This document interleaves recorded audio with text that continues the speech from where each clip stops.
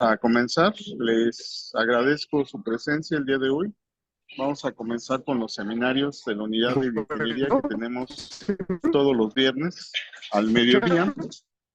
Les comento que siempre va a ser la misma clave y la misma liga y siempre comenzamos a esta hora. En esta ocasión van a presentar alumnos de la doctora Guadalupe Salinas Suárez, por lo cual le voy a pedir a la doctora que haga la presentación. Y sean bienvenidos, y si pueden apagar sus micrófonos, por favor, durante la sesión. Adelante, doctor. Y gracias.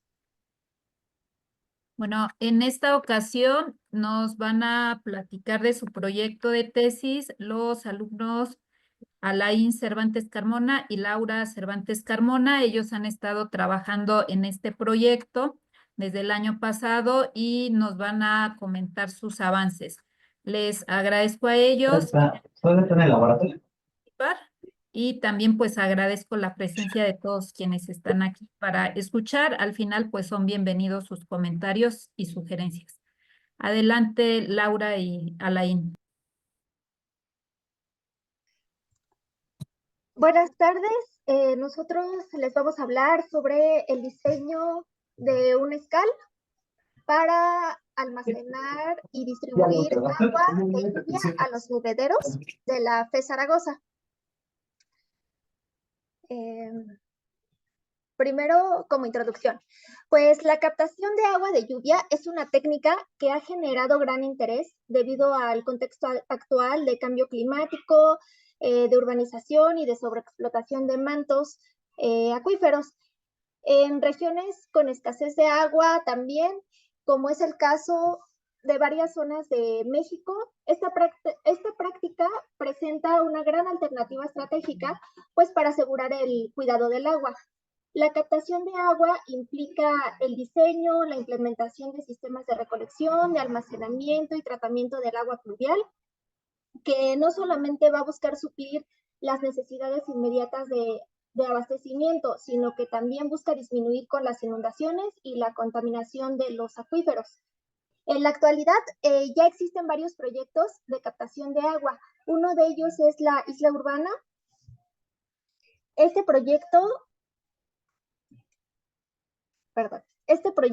se ha dedicado a desarrollar una solución sustentable al problema de desabasto de agua por medio de la captación de lluvia. Gracias a este proyecto se han implementado más de 850 sistemas de captación pluvial en comunidades urbanas, semiurbanas y rurales. También tenemos el proyecto de Jugo de Nube, que es un programa de la UNAM que provee de forma gratuita agua para consumo humano por medio de los bebederos. También tenemos otro programa que es el Procaptar, que otorga agua a la población rural de México. Esos son los 3 proyectos que han salido más. Pero, ¿cómo surge esta idea de captar el agua para volverla potable? Pues primeramente en México la disponibilidad y la gestión del agua enfrenta muchos desafíos debido a diferentes factores como el crecimiento de la población y el cambio climático, en particular en zonas urbanas y altamente pobladas como la Ciudad de México y también algunas zonas rurales. Por ejemplo, entre 2011 y 2023, la Comisión Nacional del Agua reportó una sequía severa que llegó a impactar hasta el 90% de nuestro territorio mexicano. Esto se convirtió en uno de los periodos más críticos en términos de disponibilidad de agua a nivel nacional. Y como podemos observar en esta gráfica, las zonas más afectadas fue el norte del país. Por otro lado, otro factor que afecta mucho la disponibilidad de agua es la sobreexplotación de acuíferos, el estrés hídrico. México cuenta con aproximadamente 633,000 kilómetros de ríos y arroyos, que son nuestras aguas superficiales, y las cuencas y los ríos que más sobresalen por su superficie son los ríos Bravo y Balsas, y por su longitud destacan los ríos Grijalva y Lerma. En resumen, tenemos 51 ríos principales cuyas cuencas cubren el 65% de la superficie del territorio nacional. Asimismo, contamos con aguas subterráneas que funcionan como reservas naturales de almacenamiento. Esto permite la extracción de agua en cualquier momento del año y en distintos puntos a lo largo de la superficie del acuífero, convirtiéndolas en fuentes confiables y adaptables. De acuerdo con Conagua, entre los años 2021 y 2022 se registraron 653 acuíferos distribuidos a lo largo del territorio, de los cuales 111 ya han sido sobreexplotados debido a la gran demanda de agua.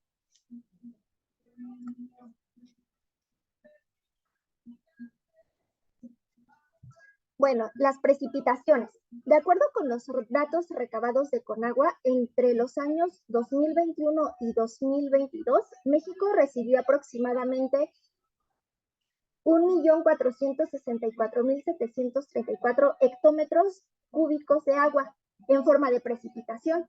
De esta cifra, alrededor del 71.7% se evapotranspira, el 22% se queda en ríos o arroyos y el 6.3% restante se infiltra en los subsuelos.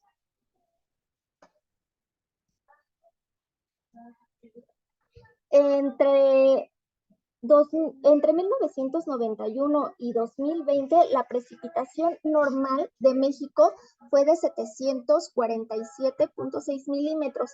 Además, el 67% de esta precipitación ocurre entre los meses de junio o julio hasta septiembre.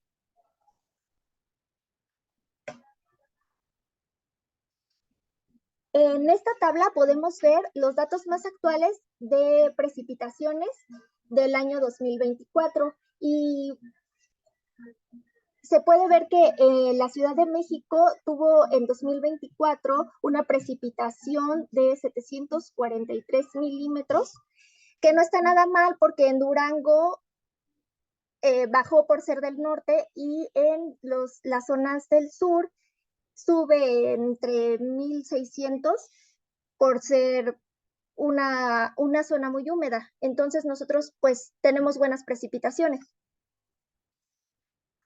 Bueno, hemos visto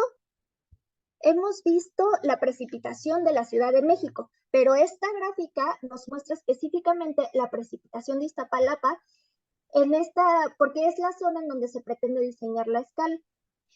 Se aprecia una precipitación mensual en Iztapalapa y siendo el mes de julio el mes con más precipitaciones, que es de 181 milímetros, que aquí no se alcanza a ver muy bien, y después siguiendo con agosto, que son 169 milímetros.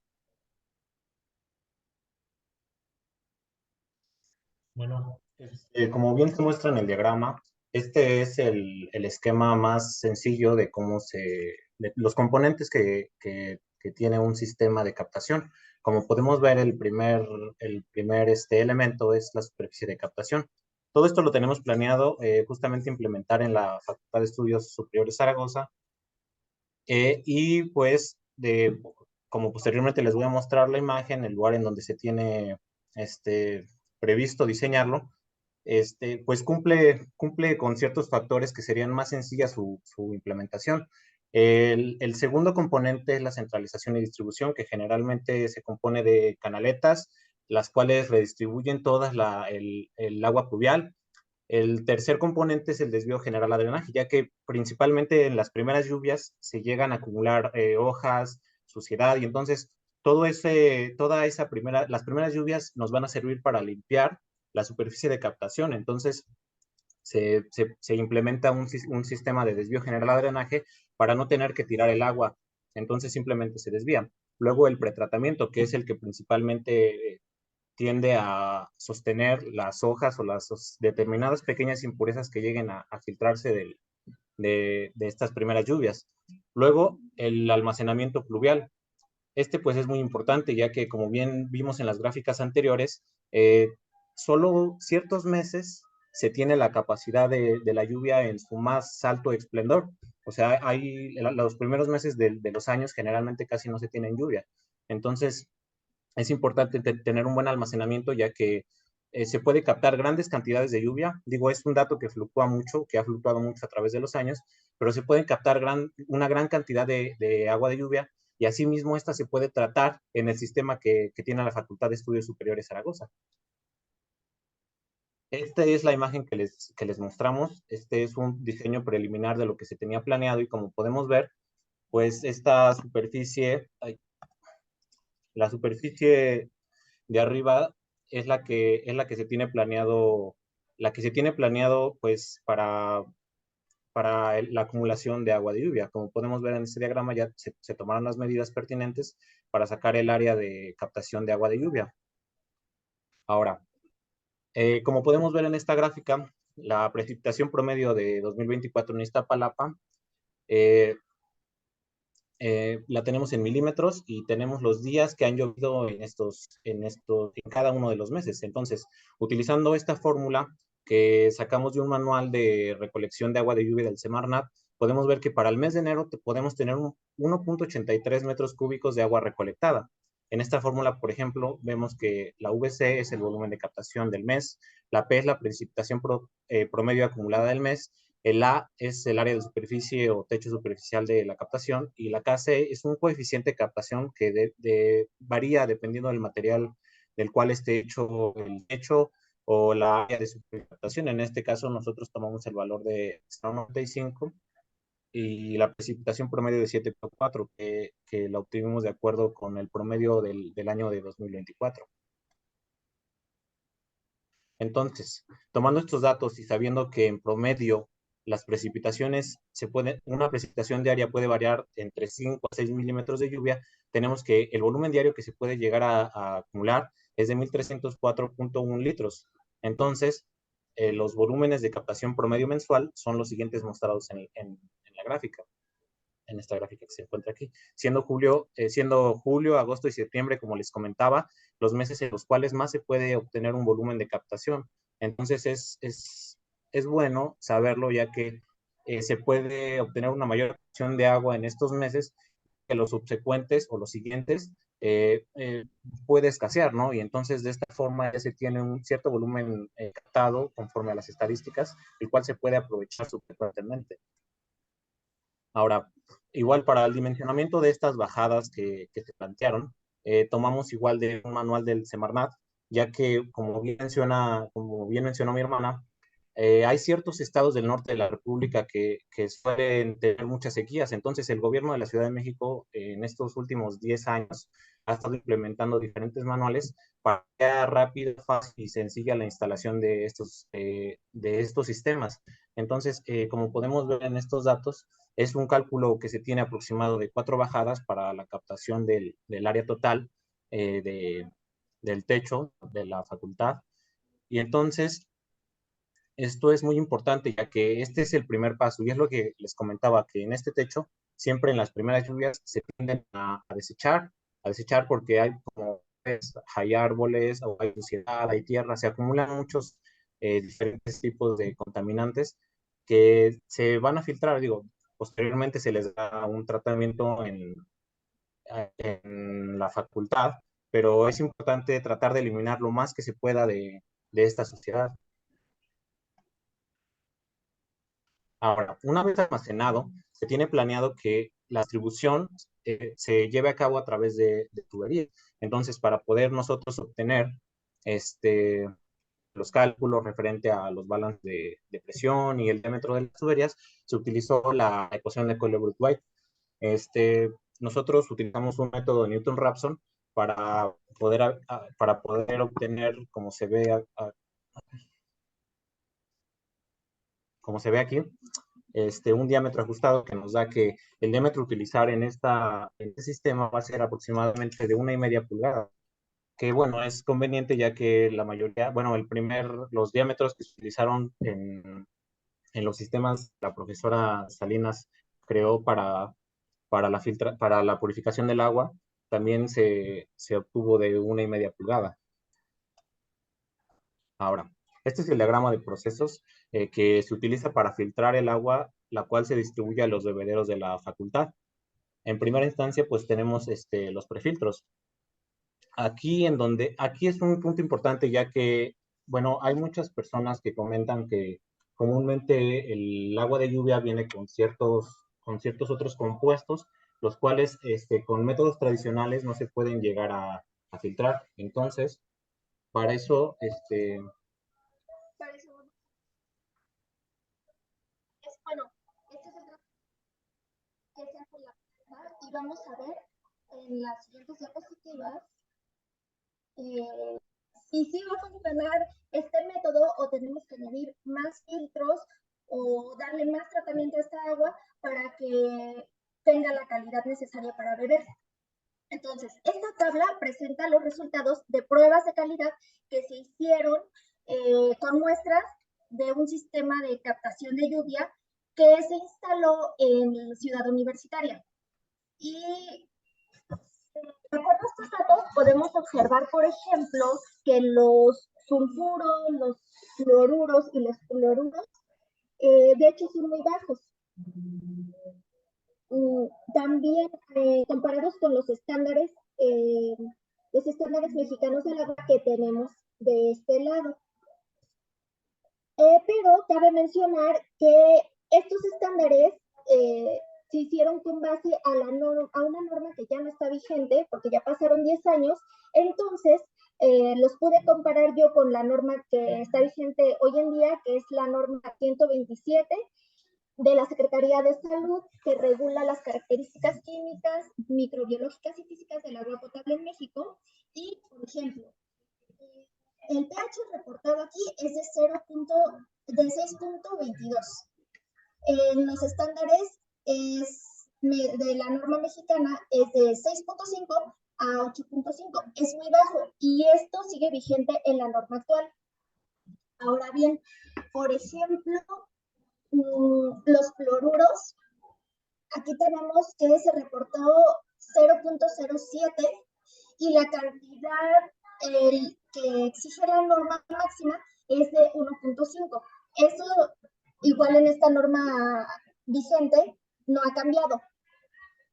A los nitratos, por ejemplo, pide un límite de 11 la norma y en el estudio se muestra 1.90. Entonces también estamos muy por debajo. Ahora, ¿qué pasa con los metales pesados que son los más, pues, serios a tratar en el agua? Veamos, por ejemplo, el aluminio se reportan 0.042 y los límites es 0.2. También en esta norma vigente tenemos este mismo rango, entonces está muy bajo. Por ejemplo, el plomo reportan 0.02 y también estos mismos valores se reportan en la norma vigente y es 0.01 el límite, también estamos bajos. ¿Qué pasa con el arsénico? El arsénico, la norma pide un límite de 0.025 y nosotros tenemos 0.03. Está un poco arriba del límite, pero solo un poco. El plomo y el cobre también están por debajo. Todos los metales están muy por debajo del límite que pide la norma, excepto el arsénico. Pero para eso podemos hacer varios estudios más en la actualidad para ver si el agua sigue cumpliendo con estos parámetros. Además, también se puede recomendar que para garantizar que el agua tenga la calidad deseada, se puede instalar por prevención un filtro que elimina metales pesados, que es el KDF, y este filtro nos va a ayudar a remover en la mayoría el 99% de metales pesados, solo para garantizar que el agua llegue sin ningún metal pesado. Bueno, a continuación, y como parte final de esta exposición, en nuestro proyecto también diseñamos una especie de costos que como bien se menciona, fluctúan debido a que los precios de mano de obra por metro cuadrado cambian a inicios y finales de año, porque los materiales, las herramientas y absolutamente todo tiende a subir. Entonces, lo que se va a mostrar a continuación solo son costos aproximados de acuerdo con con todas los materiales y herramientas que se van a llegar a utilizar en este sistema.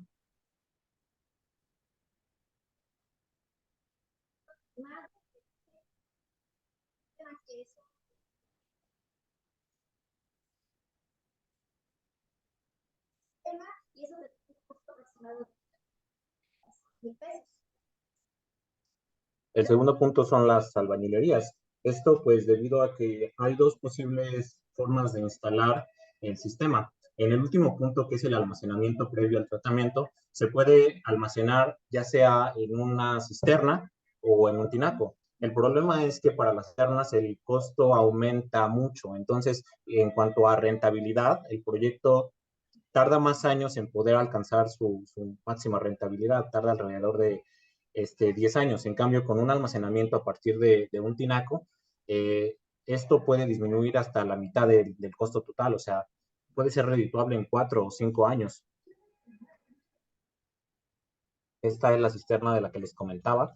Entonces, estos costos pues son aproximados porque, como bien les comento, el costo de mano de obra varía según la Secretaría de Construcción, varía también dependiendo de la zona, varían los materiales, o sea, entonces esto se hizo un aproximado y es más o menos, bueno, podemos ver el total aproximado con cisterna, llega a ser desde 50,000 hasta 80,000 pesos, ya con todo el sistema instalado, costes de mano de obra y todo. En cambio, con el tinaco pues, si llega al máximo de los 80,000, pues hasta la mitad de precio. Y suele ser más redituable en comparación con el primero.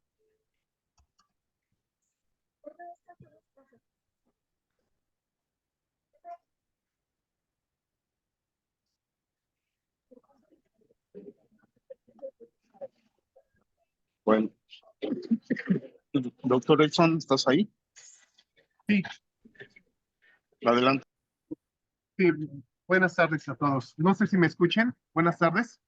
Buenas tardes. Sí, sí te Sí, escuchamos. perfecto. Entonces, muchísimas gracias por la presentación. Empezamos la sesión de preguntas. Por favor, pueden preguntar virtualmente alzando la mano o pueden preguntar mediante el chat. Por favor, para retroalimentar a sus compañeros Cervantes Carmona Laín y Cervantes Carmona Laura y su directora de tesis, la doctora María Guadalupe Salinas Juárez. Entonces, por favor, si alguien quiere compartir algún comentario, estamos a sus órdenes.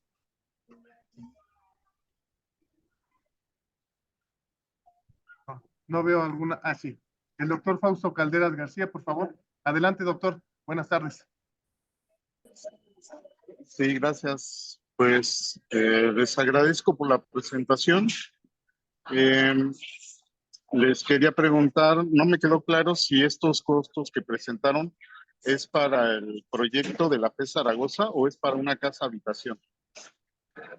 No, estos costos que se presentaron están previstos justamente para la FES Zaragoza, debido a que ya tenemos pues este edificio en el cual se puede captar una gran área, y entonces simplemente digamos que es diseñarlo en base a este lugar. Son costos presentados. Evidentemente en una casa los costos disminuyen mucho, porque desde la zona de almacenamiento hasta la zona en donde se tratan, en donde tenemos el tratamiento previo a mandarlo a los bebederos, hay una distancia considerable. Entonces, por eso es que es un poco más elevado, pero sí estos costos son para la facultad. Ok, la otra es, ¿han considerado los costos de mantenimiento o cuánto tiempo va a durar este sistema sin mantenimiento? No sé si han estimado eso. Pues se prevé que antes de que inicie el tiempo de lluvia, se haga un mantenimiento en la superficie de captación, que es donde se generan ramitas o se acumulan hojas, y eso puede tapar nuestros filtros o puede contaminar el agua. Entonces, se prevé que con las primeras lluvias se haga un mantenimiento, se haga un barrido de todas esas sustancias que nos pueden contaminar el agua, y unos meses antes hacerle un mantenimiento para que cuando inicie el tiempo de lluvia ya esté lista nuestra escal para almacenar el agua. Ok, pues nuevamente les agradezco. Les aviso que la doctora Guadalupe tuvo un imprevisto y me dijo que si podía regresaba, pero ahorita no va a estar. Gracias, doctor Edson. Muchas gracias, doctor Fausto. Tiene la mano levantada la doctora Alejandra Chávez Rivera. Por favor. Rivero, Hola, perdón. sí, muchas gracias. Primero que nada, ¿cómo te encuentras? Y bienvenida. Bien, ahí la llevamos ¿cómo se llama? En el proceso de esperar a la autorización para la operación, pero muchas gracias por preguntar.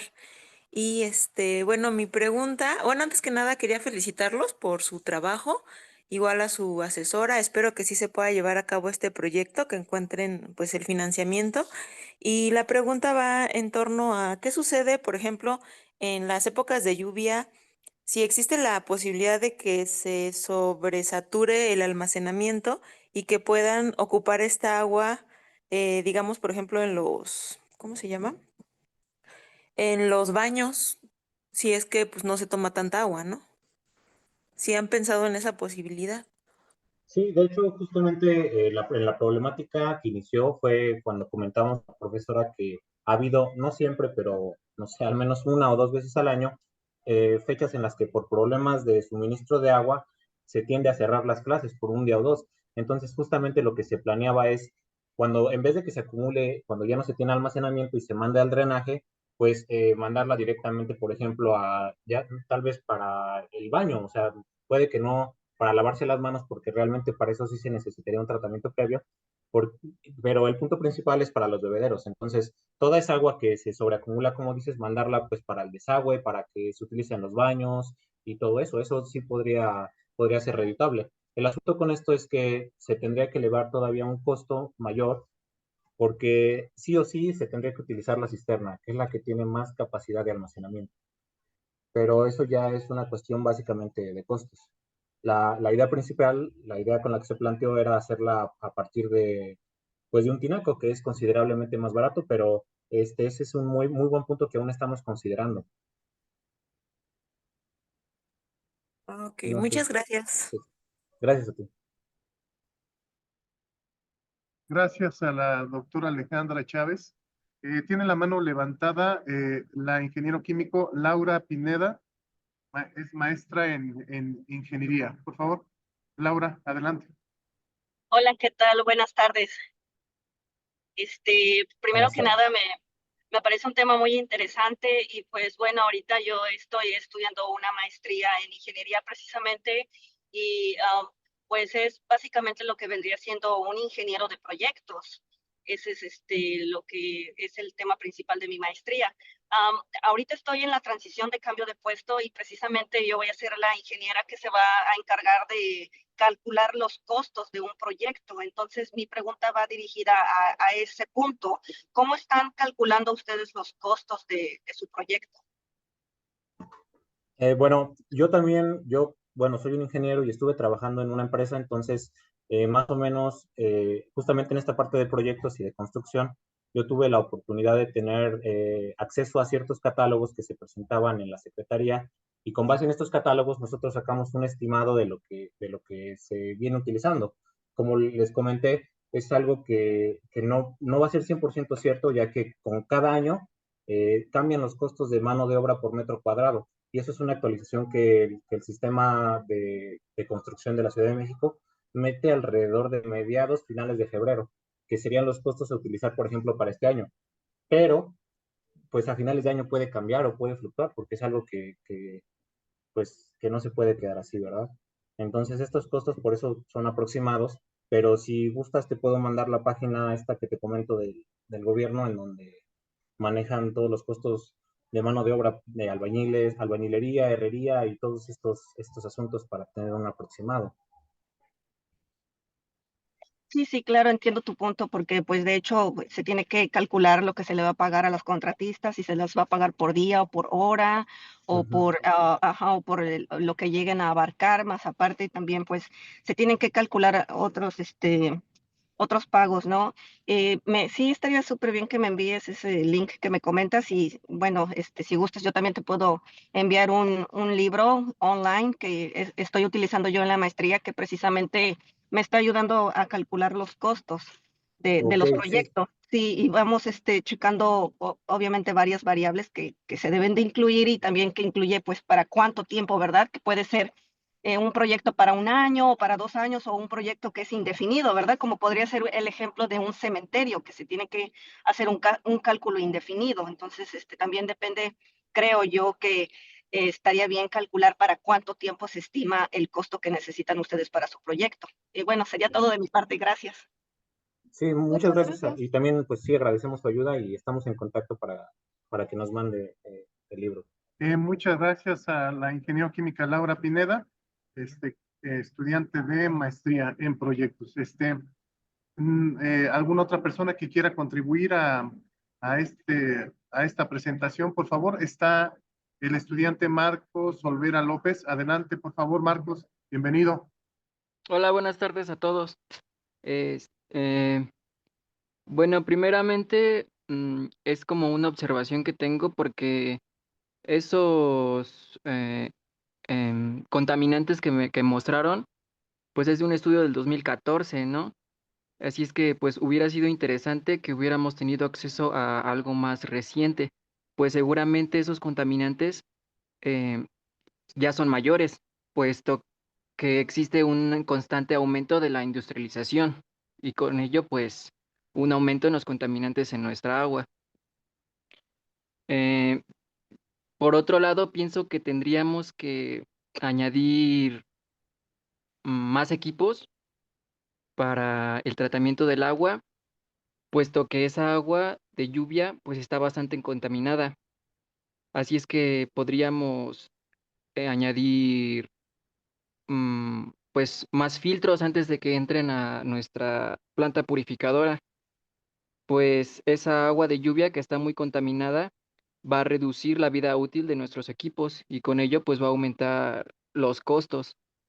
Así es que sería interesante pues cambiar un poquito el proceso de, de nuestra planta purificadora. Yo propondría pues primero prefiltros. El compañero nos hablaba acerca de quitar ramas y hojas.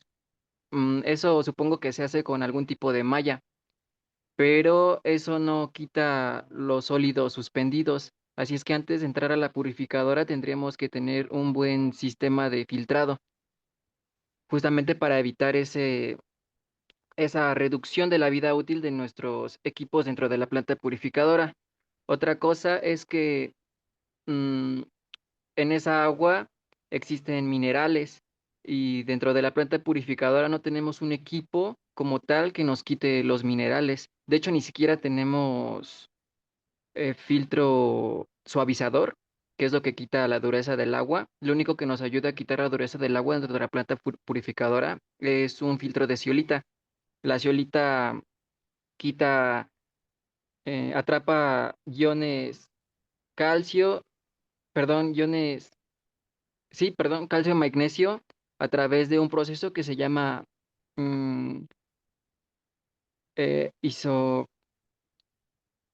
Perdón, olvidé el nombre, pero bueno, como les decía, no tenemos un filtro suavizador, así es que podríamos modificar también nuestro proceso de la planta purificadora. Yo propondría una ósmosis inversa, pero estas membranas son bastante delicadas.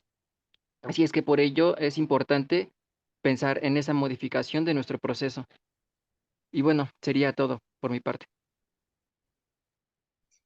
Sí, muchas gracias por tus recomendaciones. Sí, de hecho, este estudio sí ya tiene tiempo, pero nos ayudó a ver cómo estaba el agua, porque este estudio se hizo para el proyecto de jugo de nube, que ya tiene su tiempo funcionando. Entonces, esos son los contaminantes que más se detectaron y que se compararon en la norma. Obviamente, como mencioné, la norma ya no está vigente, entonces tuve que comparar todos estos valores con la norma que ahorita está vigente y sí son bajos, o sea, casi no cambia lo que se comparó con lo de esta norma actual. Pero sí, de hecho, la norma, la lluvia no tiene tantos contaminantes porque solamente se contamina cuando toca el suelo, por ejemplo, que se llena de minerales ahí, o cuando la superficie de captación está muy sucia, se puede llenar de bacterias por las ramas o la popó de los pájaros que pueden contaminar el agua, pero generalmente el agua llega pues no tan mal.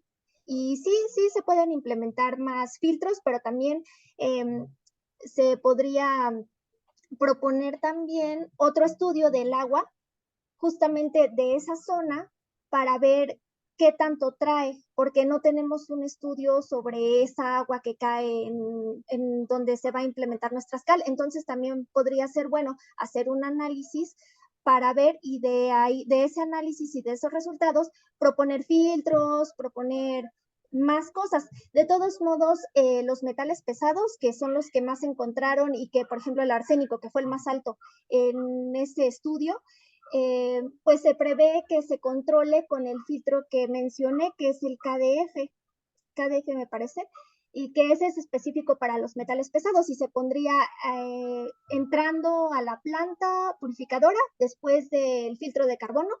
Se prevé que se ponga para que controle todos los metales pesados, que es lo más peligroso. Pero sí necesitaríamos hacer más estudios para determinar los componentes que trae esa agua y para poder sugerir más filtros, porque sí son costosos.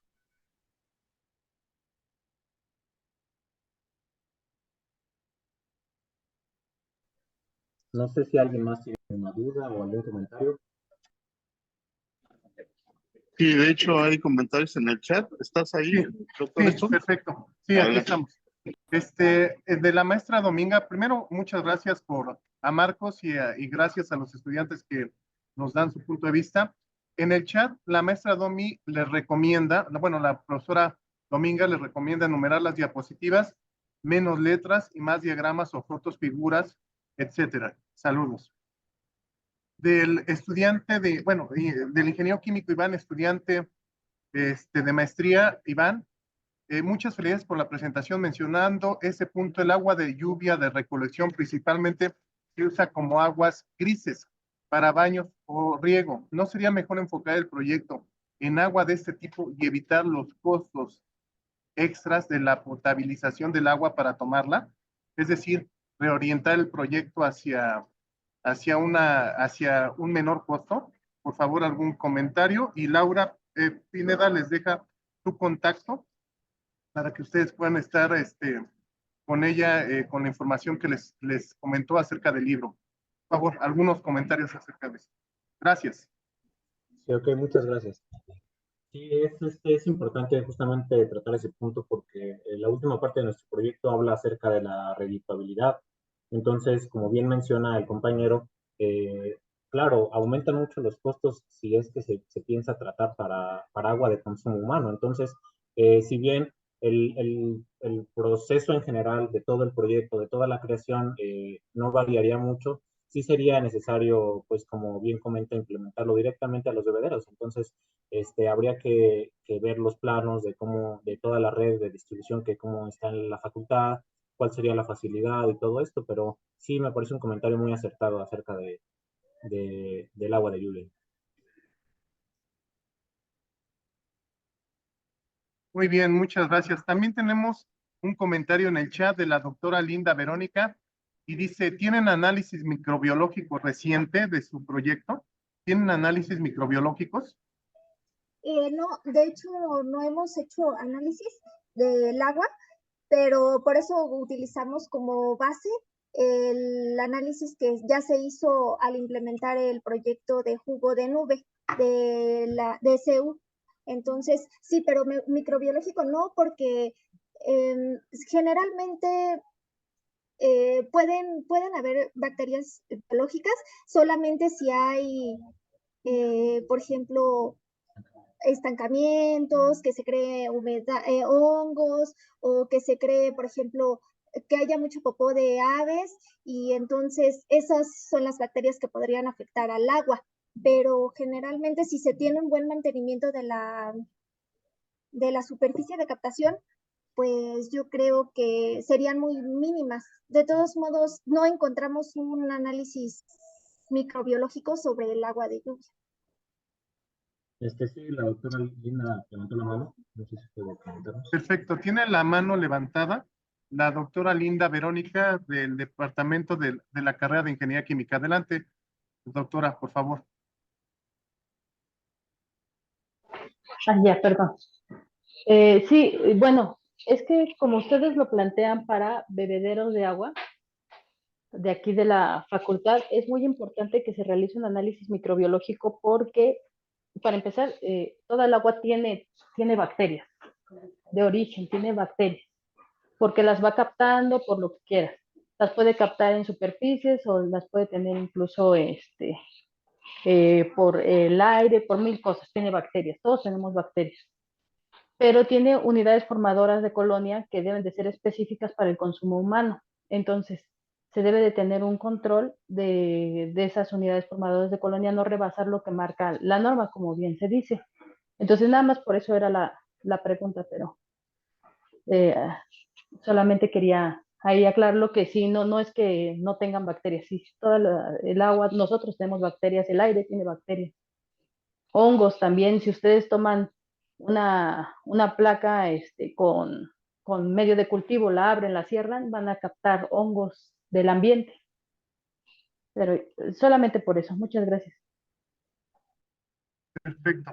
Muchísimas gracias, doctora Linda Verónica. Tiene la mano levantada la doctora María Guadalupe Salinas Juárez. Adelante, doctora, bienvenida. Gracias, doctor Edson.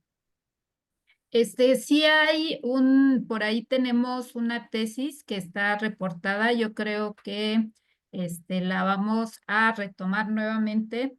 Esta tesis la hicieron en Ciudad Universitaria y justamente esta chica se llama Laura, ahora ella está en Pumagua, hasta donde yo sabía estaba en Pumagua, y ella hizo análisis microbiológicos de sistemas de captación de agua de lluvia en una zona en el sur de la ciudad.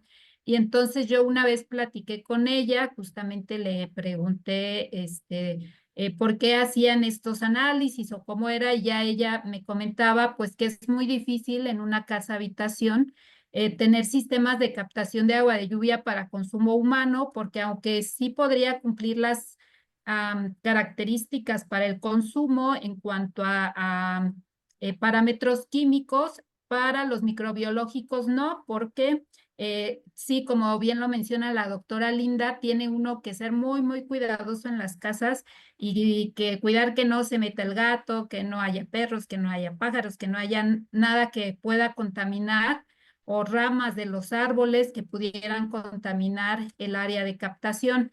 Entonces ella decía que efectivamente sí hicieron los análisis microbiológicos en diferentes casas y pues sí encontraban coliformes fecales, por ejemplo, ¿no? Y se lo atribuían justamente a esto, que había presencia de mascotas como gatos o había pajaritos por ahí que eran los que estaban contaminando el espacio. Entonces, ella recomendaba o decía, bueno, si fuera para consumo humano, siempre y cuando pues se tenga extremo cuidado de que no se contamina el agua, pero sí hay referencias sobre esto. Entonces, nada más aclarar eso y que, bueno, en cierto caso, pues sí sería muy estricto el cuidado de la zona de captación de agua de lluvia. Gracias. Muchas gracias a la doctora María Guadalupe Salinas Juárez. En la mano levantada nuestra líder espiritual, la doctora Catalina Soriano, que le damos un abrazo y la recibimos con mucho gusto. Adelante, doctora. Gracias, buen día a todos. Nada más este es un comentario ahorita por lo de las bacterias y sobre todo las coliformes y para los alumnos que están presentando la importancia que tienen los análisis microbiológicos. Nada más es un comentario que, bueno, se han hecho muchos estudios recientemente, y por ejemplo, las aguas de las playas de Veracruz tienen coliformes de Ciudad de México. Ese es mi comentario. Entonces, hay que tener cuidado justamente, y es de fundamental importancia siempre incluir los análisis microbiológicos en el agua. Ese es mi comentario, solamente para reflexionar un poquito sobre la situación de la importancia que tiene este tipo de análisis. Gracias.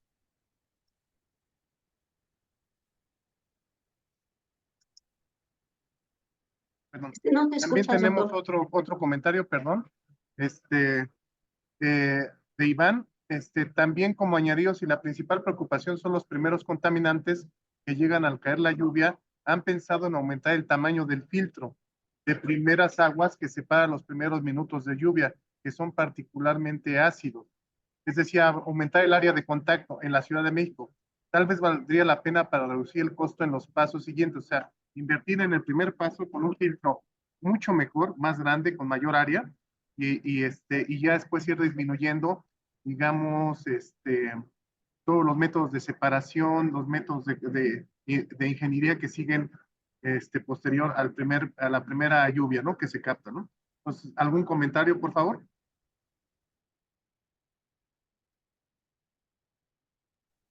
No habíamos pensado en eso, pero sí sería bueno implementar esa parte para reducir costos justamente.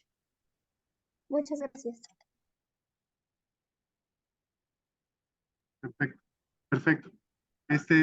Bueno, veo la mano levantada del doctor Luis Antonio Ramírez Torres. Adelante, Luigi. Adelante, doctor. Sí, doctor, gracias. Muy buenas tardes a todos. Gracias, Alain y Laura, por su presentación. Veo que tienen facilidad para presentar, eso me da mucho gusto. Es un tema muy interesante esto de la captación del agua, porque bueno, en un futuro el agua se va a volver muy importante, ¿verdad? Y por supuesto, purificarla, pues va a ser fundamental. Mi consejo nada más, el que les doy, recuerden que cada proyecto de ingeniería, pues siempre está la parte de ingeniería básica, ¿no? Por ejemplo, el diagrama de flujo de procesos, el diagrama de tubería de instrumentación, el diagrama de balance de materia y energía. Hay muchos softwares allá afuera para computadora para hacer un diagrama lo más sencillo posible sin invertir demasiado tiempo. Por ejemplo, AutoCAD tiene una extensión que se llama AutoCAD Plant 3D, donde ya por default están los dibujitos de bombas, de tanques y demás, y se pueden hacer los diagramas de una manera muy rápida, por ejemplo. También hay un software de Microsoft que se llama Visio, donde ustedes pueden hacer un diagrama de flujo de procesos así bastante rápido con muy poco tiempo, ¿no? Entonces, mi comentario es ese, básicamente, que esto está súper interesante, sus investigaciones, sus resultados, sí hay que plantearlos de manera formal a través de documentos de ingeniería básica, a mi parecer. Entonces, pues también dedíquenle un poquito de tiempo a esa parte. Sería todo, doctor, de mi parte. Gracias. Muchas gracias, doctor Luis Antonio Ramírez Torres, nuestro Luigi. A ver, no sé si hay algún otro comentario.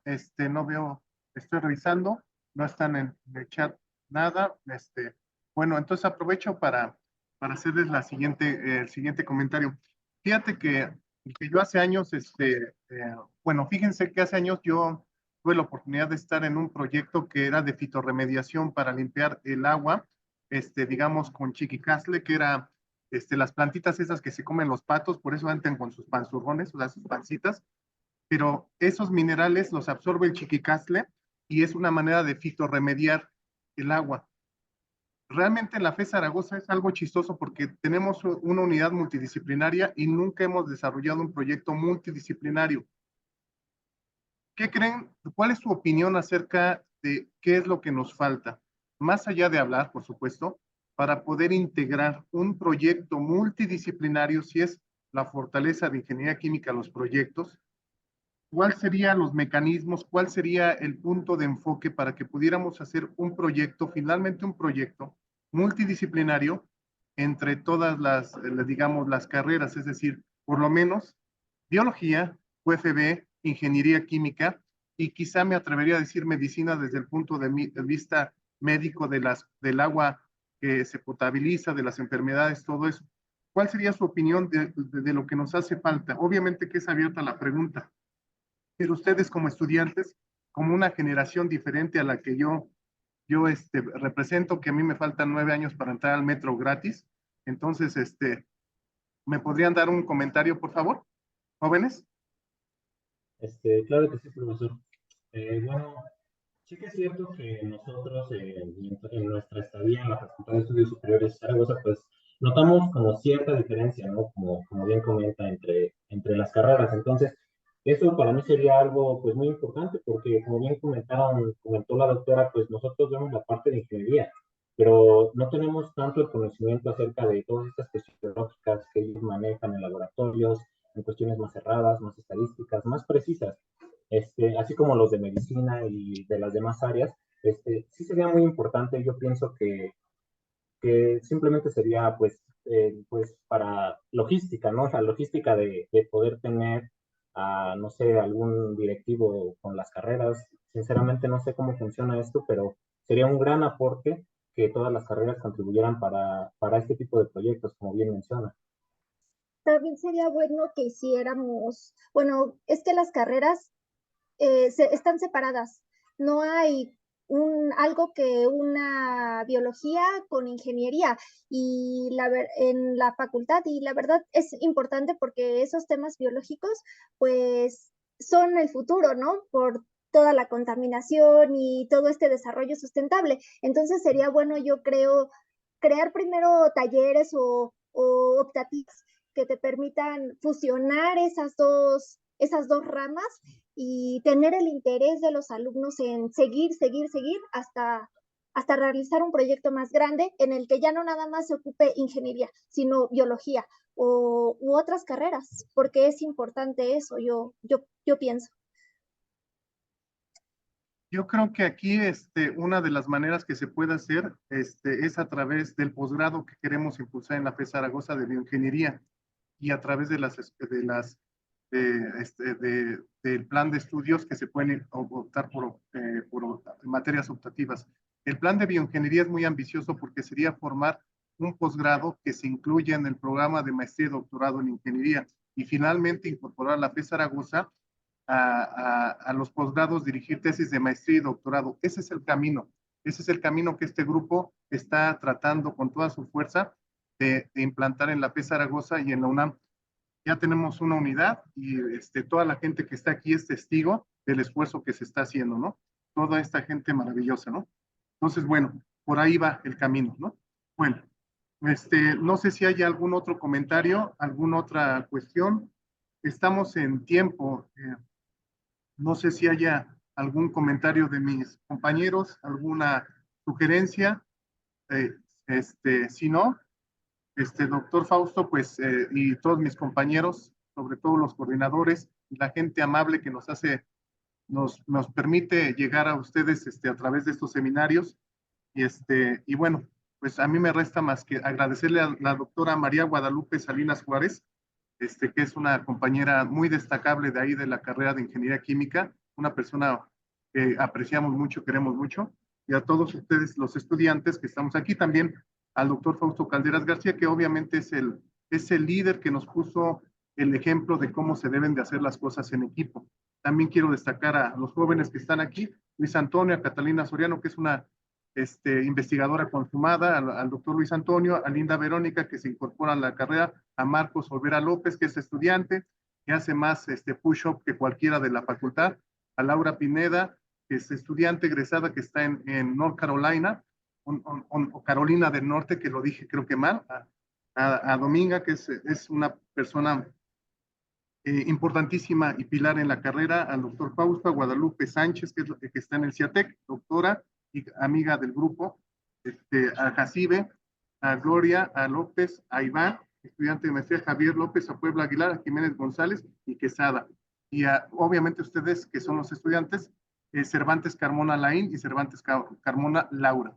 Yo les quiero dar las gracias y a nombre del líder de esta unidad, que es el doctor Fausto Calderas García, y los coordinadores, pues les agradezco su gentileza de presentar este trabajo. Ahí está el doctor Enrique García Leal, por supuesto, y toda la gente que por alguna razón no haya mencionado, la maestra Jacibe. Estamos muy contentos y pues les deseamos una buena tarde, que disfruten mucho y que vayan a comer y vayan a ver Capitán América, Nuevo Mundo. Entonces, pues ya, estamos en eso.